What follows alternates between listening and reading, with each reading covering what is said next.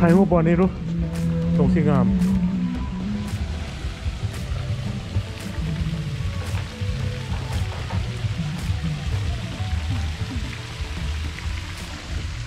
ลื่นน้ำมูมาเลยมาแวะ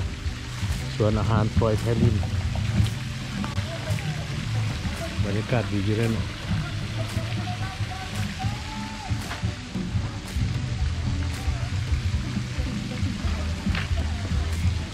บรรยากาศดีเพลงม่วน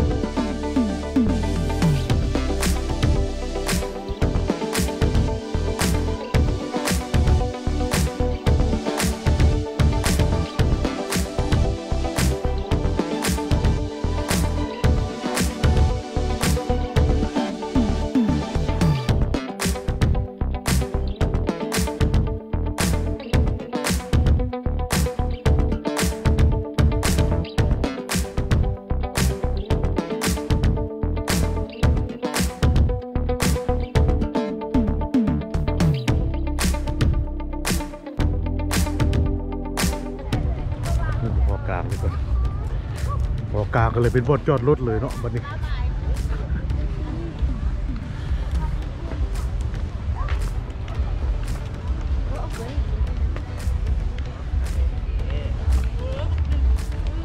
ทางออกไปคุณวะไปพี่บูมีวะออกไปพี่วะ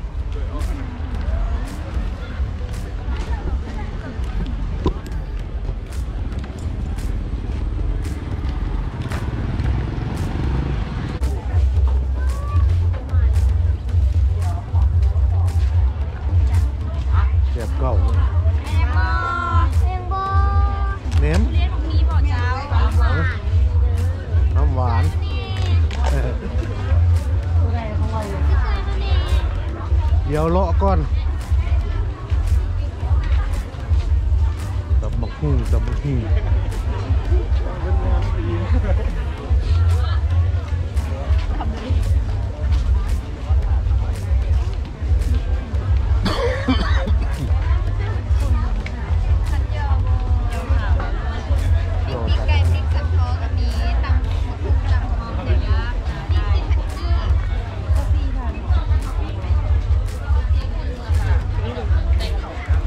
ต่าง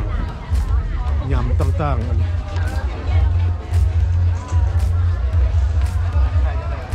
ันนี้13เป็นผงกับมีได้เฮ้ยเป็นมันแซมฮันเจน้อยท่านทำเองลูกค้าแล้วจับซิมตรงนี้จะจับซิมเลยมันเท่าไหร่13สีมั่มก็จะนี่เป็นมั่มสูตรโบราณในแต่ที่ท่านเจน้อยเลยเป็นมั่มที่เขาบดใส่ตับแต่น้องคนนี้ความคาวเลยไปสายซื้อแต่เห็นคอยก็เห็นเจ้าเอาน้ำมาเกี่ยงบ่เยี่ยมพอ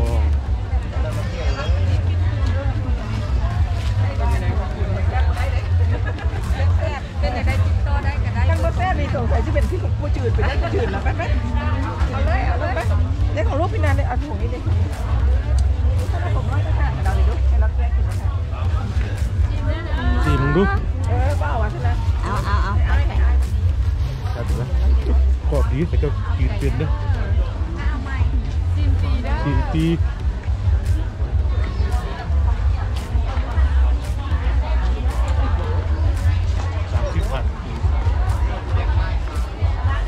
แล้วก็แสบ1ต่อกิโลก็ใหญ่เด้อซุป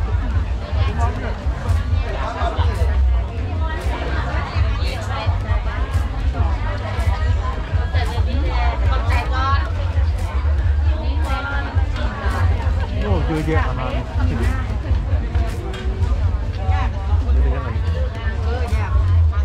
ส้มปลาวันนี้เป็นปลาสะอีมันเป็นปลาซุดเนี่ยเขาเอือบพร้อมไปปิ้งเลยโอ้ด้วยผมเป็นส้มเอามาจากใต้พุ่นถ้าส้มเป็นตัวนี้ด้วยส้มเป็นตัวนั้นพอส้มปลาจูอันนี้มันเป็นปลาแบบปลาซุดนั่นแหละปลาสะอีเอามาจากใต้พุ่นวะโดยมาจากปลาซี่ใส่กอปลาซี่ปลาเข้มมักนัดมาดูแดดเดียวโอ้รอก่อนบราคุชิมาเอาเดียวเลยเดือกระปุกเดียวนี้โอ้ขายดีเนาะ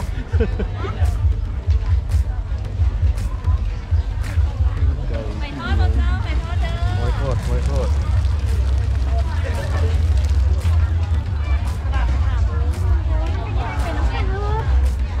เก็บหมูเบอร์ทอดใหม่ๆยังเห็นเก็บหมูทอดใหม่อะไรเลย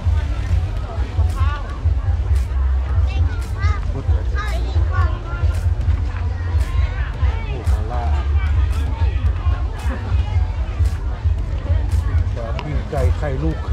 ครบชุดกินนะ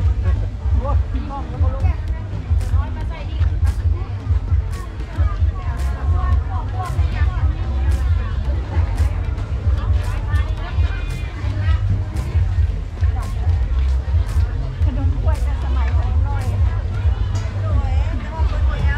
เมื่อขายรับขายดี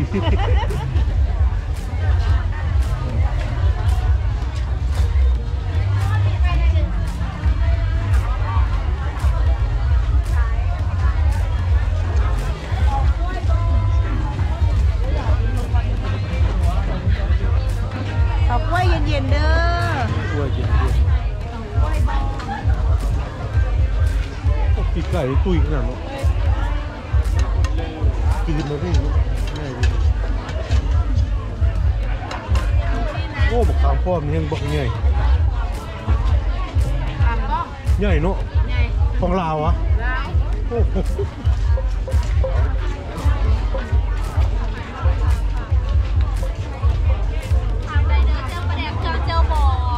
เจ้าประเดกว่ะ หน่อยเจ้าประแดกอันนี้เจ้าบองใส่เป็นน้ำมันเมื่อเช้านี้มันจะไปหัวได้ในนี้หัวไปอันนี้พอดอกเพเห็นมาไม่ไหม้เลยดอกเพเอาไหมเอานักแง่เลย ร้านอาหารลาว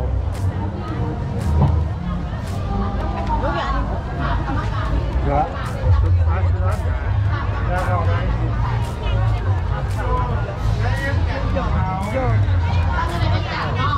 คือขาขาเจีย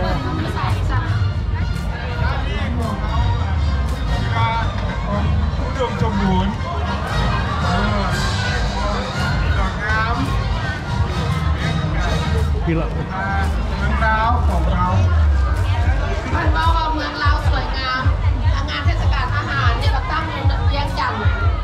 เขาให้คะแนนเพื่อนให้เพื่อนกล้าขึ้นเวทีนะเอาขอสมเสริมกองมอบเข้ามาหน่อยขอบคุณเลยค่ะ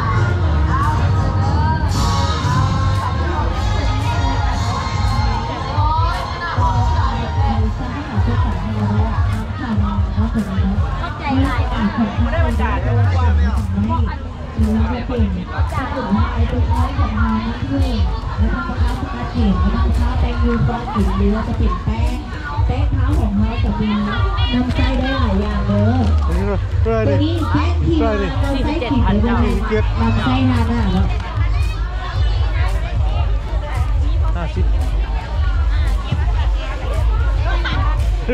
ถามได้ซิมได้ชมได้เด้อผลิตภัณฑ์หน่อยครับของเราถามได้ซิมได้ชมได้เนาะซิมได้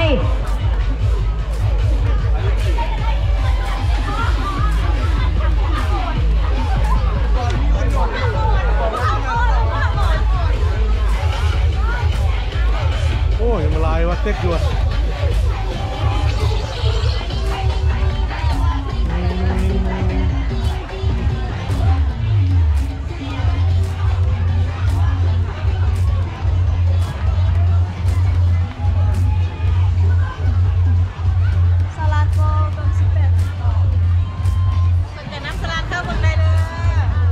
ญี่ปุ่นวันนี้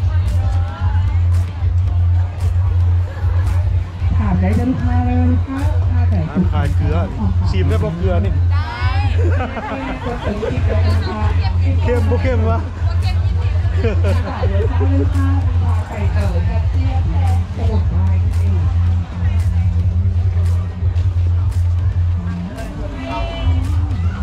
พวกแถวนี้ทั้งหลายคนโบราณแถวๆนะ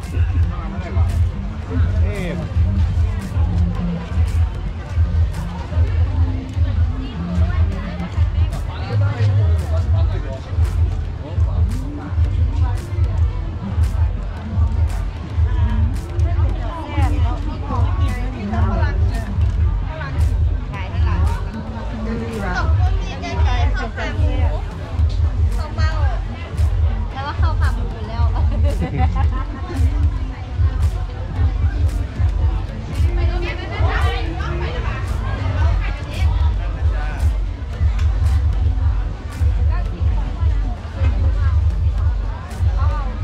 ดี๋ยวจะคนเรียก ก๋วยเตี๋ยวเรือ ก๋วยเตี๋ยวเรือลังสิตค่ะ มาจากไทยพูดเลยวัน มา นี้ จากไทยมาจากลังสิตเลยค่ะมาจากต้นตำรับเลยค่ะเครื่องเทศก็มาจากไทยค่ะ我不是你记。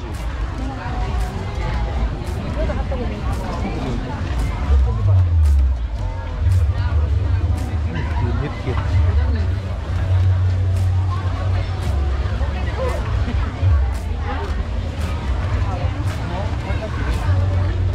อย่างวุ่นว่ะ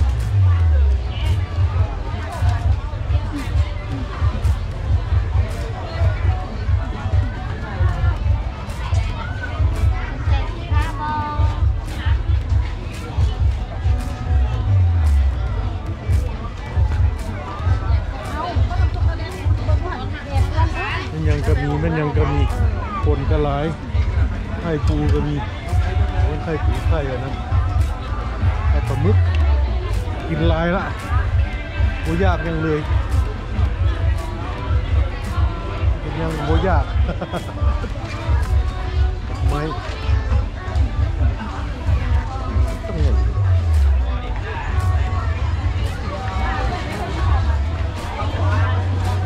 เดี๋ยวลูก กินครบโอ้โห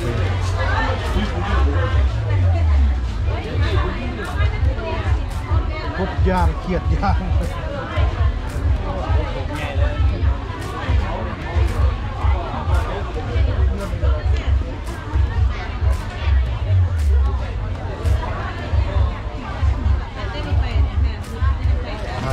ตาเสียบๆเนาะ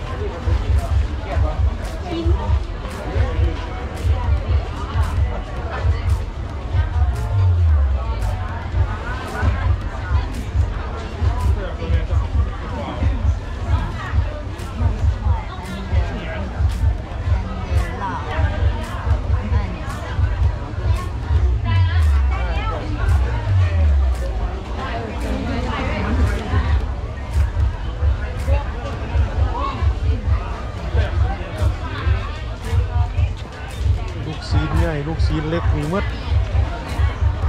มีปลาหมึก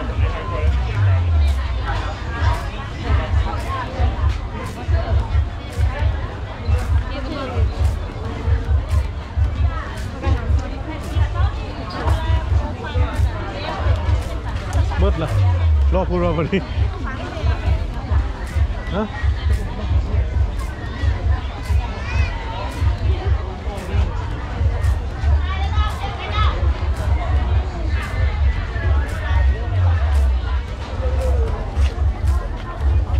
ปัดไม้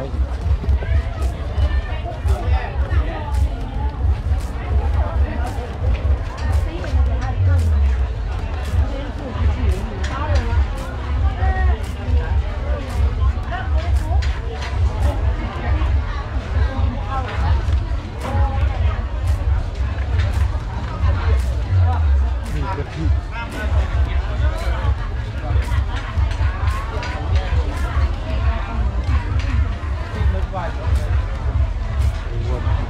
ปูซาเนี่ย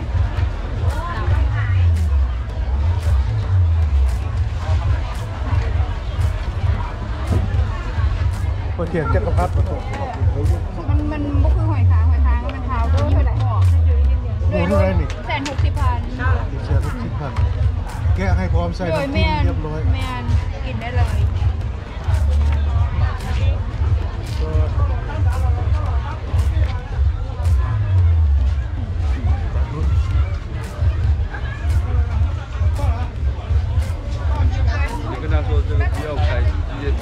ต้อง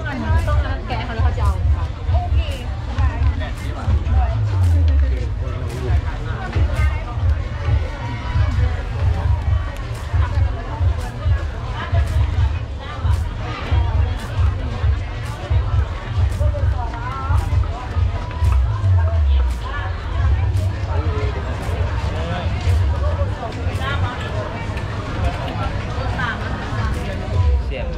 ตามไปเจ็บแขนเนาะบ่มันช่วงใส่มือเลย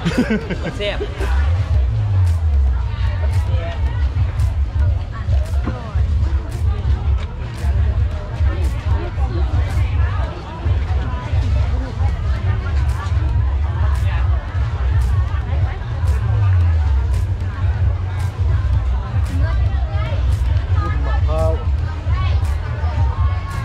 20 บาทด้วย20,000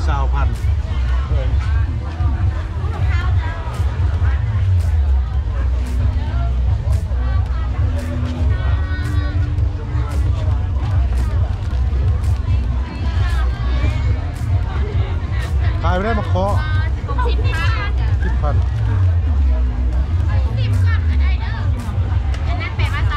เสือไปก่อน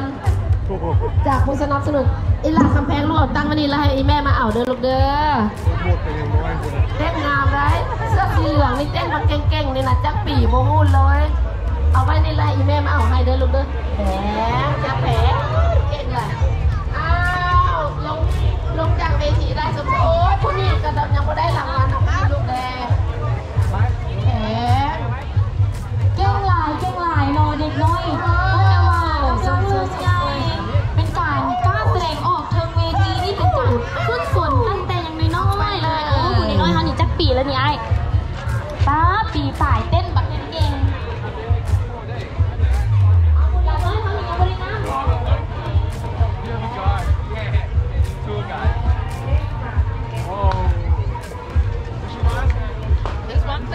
ไป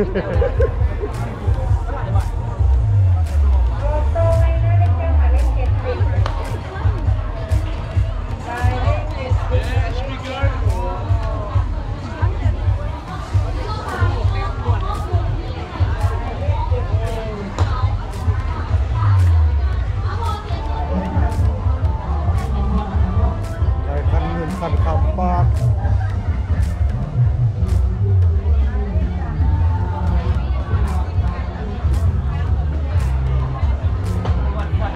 ย้อมสีจะแพงกว่า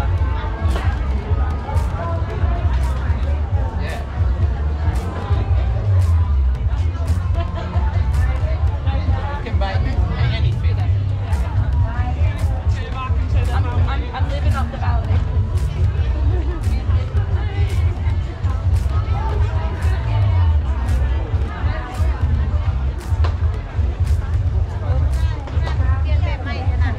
ใช่ใช่เป็นเครื่องนุ่งแล้วเป็นเครื่องกินแล้ว